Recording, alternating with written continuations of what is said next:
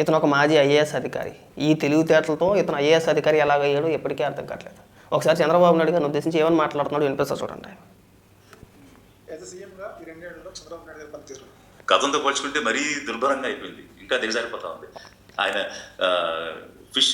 మత్స్యకారుల ఇంటికి వెళ్ళి మండని స్టవ్ మీద కూర వండుతున్నాడు. ఆయన ఇంకేం చెప్పాలి, అంత దిగజారిపోయింది ఆయన పరిస్థితి. అక్కడ మంట లేదు కానీ గిన్నె పెట్టి కూర వండుతున్నాడు ఆయన. ఆయన కాదు దిగజారిపోయింది, నువ్వు దిగజారిపోయావు. నీ మైండ్ సరిగా పని చేయట్లేదు, పిచ్చెక్కిపోతుంది నీకు. చంద్రబాబు నాయుడు గారు అధికారంలో ఉంటే మీలాంటి వ్యక్తులందరికీ కూడా పిచ్చెక్కిపోతుంది. ఇదిగో పూర్తి వీడియో చూడు, ఇక్కడ చూసి తాగలాడు. వంట చేసేది ఎవరు? ఆ మత్స్యకార మహిళ. అదిగో సౌండ్ వినపడుతుందా? వీడియోలు ఉన్నాయి కదా, పూర్తి వీడియోలు ఉన్నాయి కదా, కనీసం చూసి తగలడం. మనకు ఆ మాత్రం అవగాహన ఉండి సవతం. మనకు బుర్ర లేదు, మన బుర్ర అధికారంలోకి జారిపోయింది. మా దరిద్రానికి నువ్వు ఒక మాజీ ఐఏఎస్ అధికారివి, రాష్ట్ర సమస్యల గురించి, రాష్ట్ర ప్రభుత్వాల గురించి నీ బొక్కలో విశ్లేషణ ఇక్కడ ఎవరికి కావాలి? ఎవరికి కావాలండి?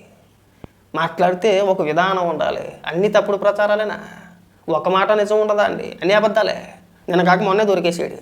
నిన్న కాక మొన్నే ఈ డిఎస్సీలో స్పోర్ట్స్ కోటాలో 372 మందికి కమ్మవాళ్ళకి ఇచ్చేసారని చెప్పేసి నిన్న కాక మొన్నే దొరికేసాడు. మళ్ళీ ఇక్కడికి వచ్చి పిచ్చి పిచ్చి మాటలు. ఈ పిచ్చవాగుడు కట్టి పెడితే బాగుంటుంది.